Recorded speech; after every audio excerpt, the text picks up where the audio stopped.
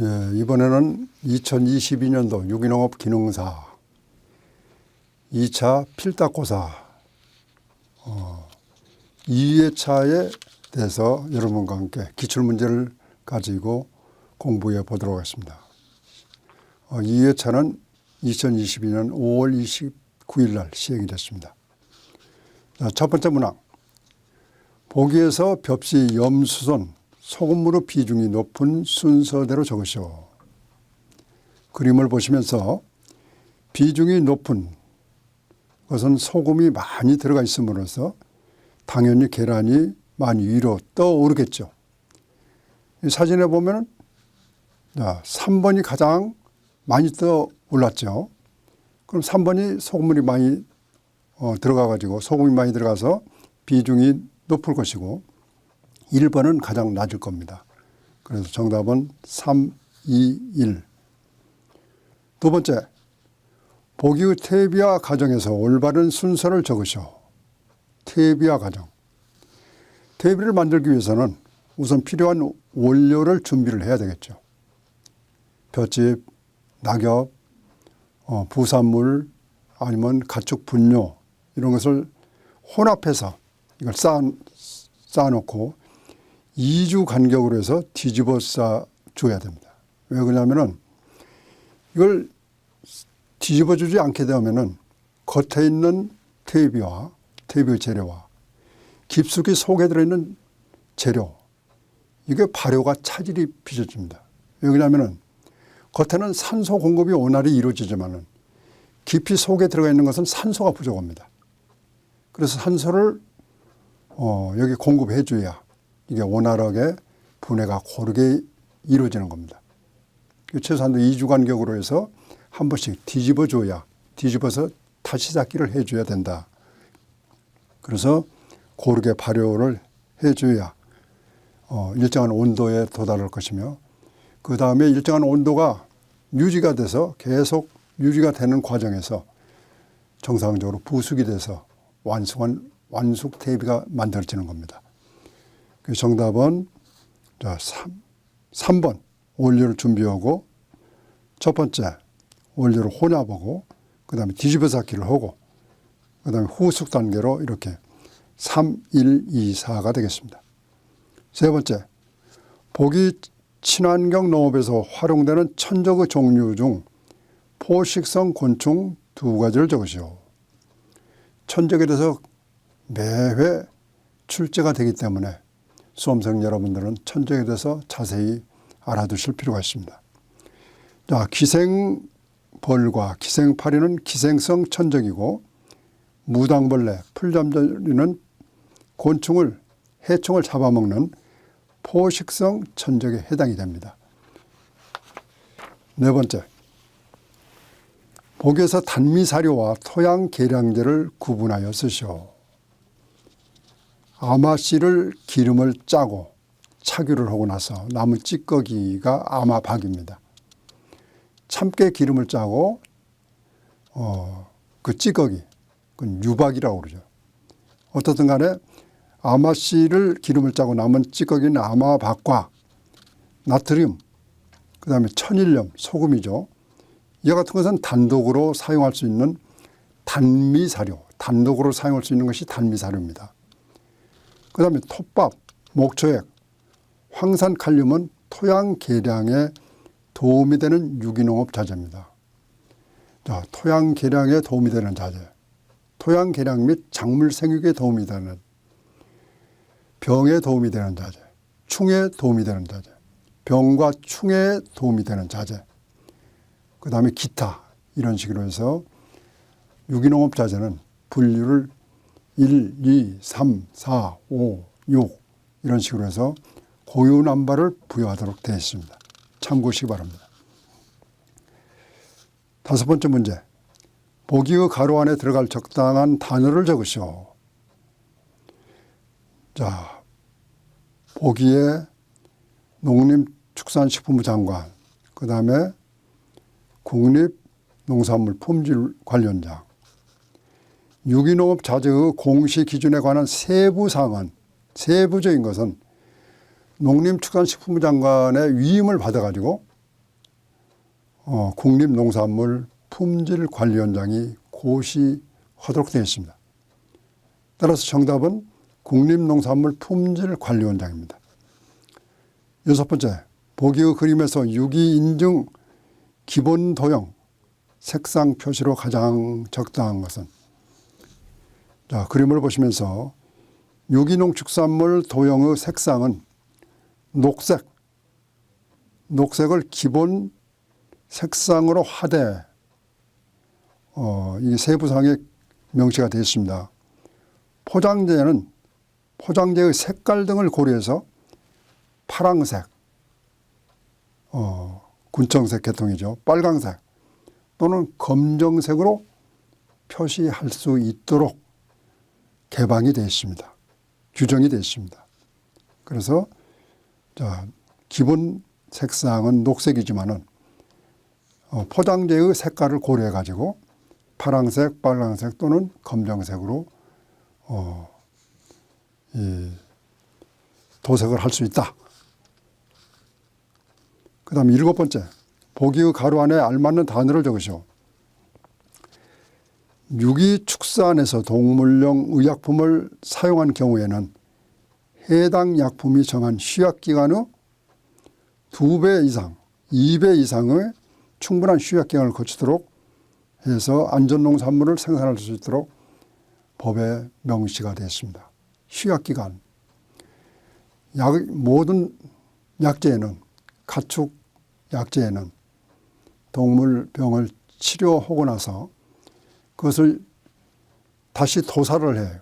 도살을 해서 식육으로 이용하는데 이 농약이 잔류돼서는 안 되기 때문에, 약품이 잔류 그대로 남아있어서는 안 되기 때문에 일정 기간을 지나야 도축을 할 수 있도록 규정이 되어 있습니다. 그런데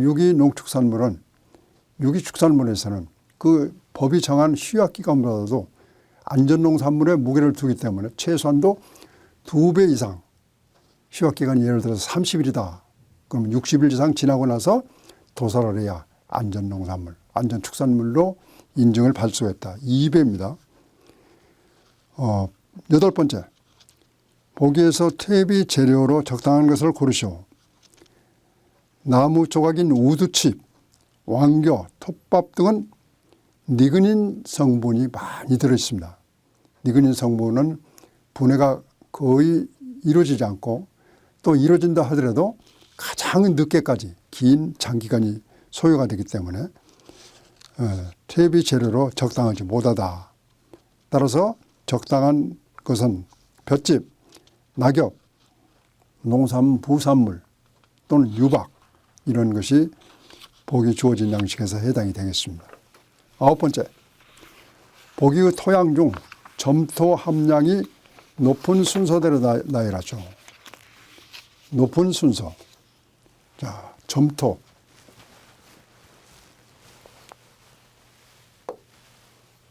자, 여기에 토양이 점토가 있고 식토가 있고 양토가 있고 사토가 있습니다. 점토 함량이 가장 많은 식토, 작물 재배에 가장 유리한 양토, 그 다음에 모래가 많은 모래땅, 사토가 있습니다. 그런데 이 중간에 첫자, 식자와 양자를 따서 중간에 해당되는 것이 식양토, 그 다음에 양토와 모래를 따가지고 첫자를 따가지고 사양토. 그래서 식토의 점토 함량이 가장 많이 들어있고 그 다음에 식양토, 그 다음에 양토, 사양토, 사토 이런 식으로 해서 점토 비율에 따라서 차이가 있다. 이렇게 이해를 하시면 여러분이 쉽게 머릿속에 입력이 되시리라 이렇게 생각이 됩니다. 그래서 주어진 양식에서 그 순서대로 기록을 하시면 되겠죠. 열 번째 문제, 보기의 재료 중에서 유기농업의 병해충 관리에 도움이 되는 자재를 쓰시오. 유기농업에 활용이 가능한 식물성 자재는 대리스, 재충구, 님 등이 있습니다. 11번째, 보기의 설명으로 맞는 것은 공표, 틀린 것은 가위표로 표시하죠. 유기축산물 생산을 위한 가축에는 75% 이상의 유기사료를 급여해야 된다. 유기축산물은 당연히 100% 이상의 유기 재료, 유기사료를 급여하는 것을 원칙으로 하고 있습니다. 그래서 가위표. 유기재배 종자 선택을 믿을 수 있는 정부 보호급종 종자를 선택해야 된다. 이거는 가위표입니다. 정부 보호급종, 정부에서 공급하는 이 종자는 병해충을 막기 위해서 정부에서 종자를 생산해 가지고 미리 종자 소독약을 처리를 해 가지고 일반 농업인에게 공급하는 것이 되기 때문에 보호급종 종자는 유기농산물로 취급을 받을 수가 없습니다. 따라서 정부 보호급종은 유기농업에서 선택해서는 안 되겠죠. 유기농산물 인증을 받은 농가에서 생산된 종자를 사용하는 것이 가장 합리적입니다.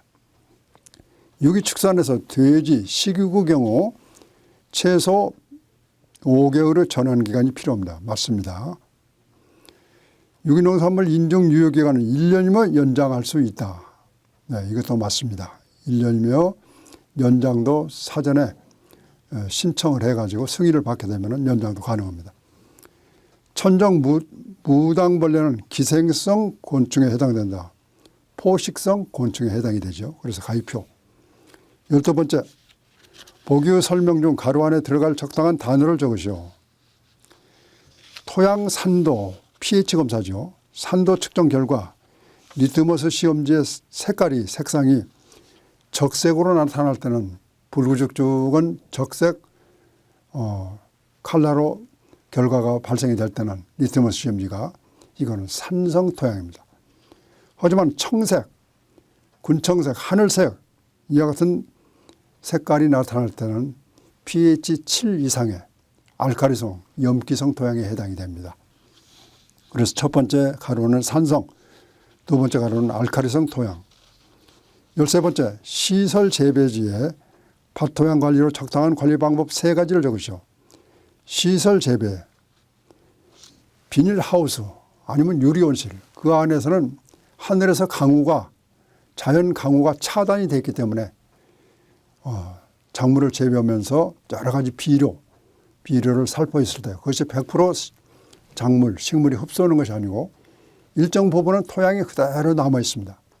하늘에서 비가 내려오면 이게 씻겨 내려가는 그 역할을 해서 염류, 집적이 이루어지지 않는데, 자, 유리온실 아니면 비닐하우스 이와 같은 빗물에 의해서 씻겨 내려갈 기회를 상실을 했기 때문에 이거는 객토를 한다든가 다음 주 물을 가둬서 씻겨 내려간다든가 물을 뿌려준다든가 아니면 심근성 작물, 뿌리가 깊게 내려가는 작물을 심어가지고 흡수를 유도한다든가 아니면 돌려짓기, 윤작을 하는 방법 중에 3가지를 적으시면 되겠습니다.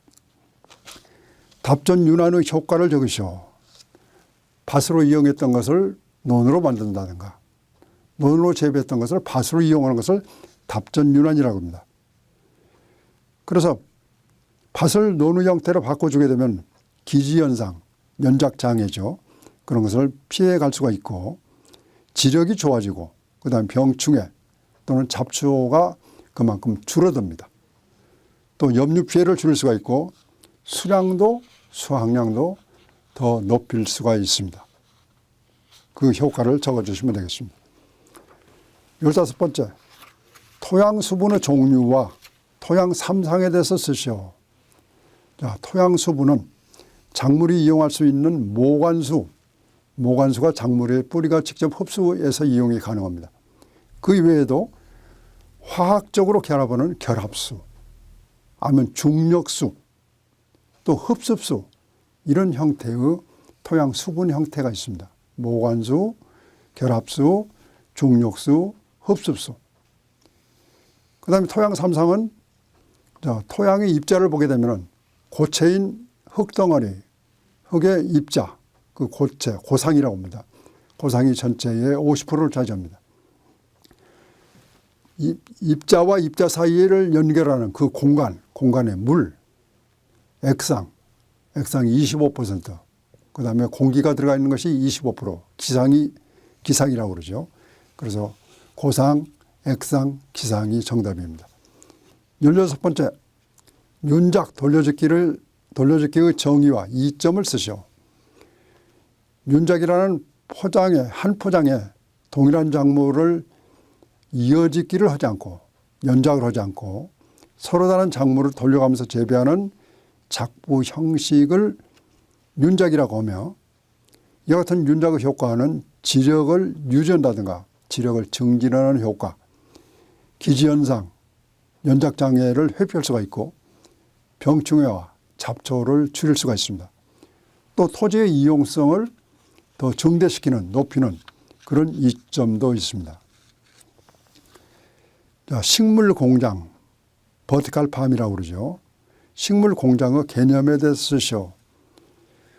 식물공장 또는 버티컬 팜이라는 것은 창고나 빌딩 같은 시설물에서 수직으로, 지상으로 1단, 2단, 3단, 4단 이와 같이 수직으로 여러 층에서 작물을 재배하는 농업을 해서 여기는 온도, 탄산가스, 햇볕, 광, 양분, 기타 여러 가지 조건을 인위적으로 인공적으로 가미를 해서 재배하는 농업의 신지식 농업의 개념이라고 볼 수가 있습니다. 스마트팜이라고 많이 들어보셨을 겁니다. 18번째, 보기에서 탄질률이 높은 재료에서 낮은 재료 순서대로 나열하시오. 자, 재료 속의 질소 함량이 낮은 것이 탄질률이 높기 때문에 낮은 것. 톱밥에는 질소가 0.2%가 들어있습니다. 탄질률은 높죠. 0.2니까. 왕개는 0.3%, 볏짚에는 0.7%, 유박에는 4.5%의 질소가 들어있습니다. 따라서 정답은 3, 2, 1, 4가 되겠습니다. 19번째, 친환경 잡초 방제 중 생물학적인 방제 방법을 쓰시오. 친환경 농업에는 화학 자재인 제초제들을 쓸 수가 없기 때문에 생물적인 방법, 오리농법, 우렁이농법, 참개농법, 아니면 새우농법 이런 것을 이용을 해서 제초 작업을 하는 것을 생물적인 방법에 의한 친환경 잡초 제거 방법이다. 이렇게 정의할 수 있습니다.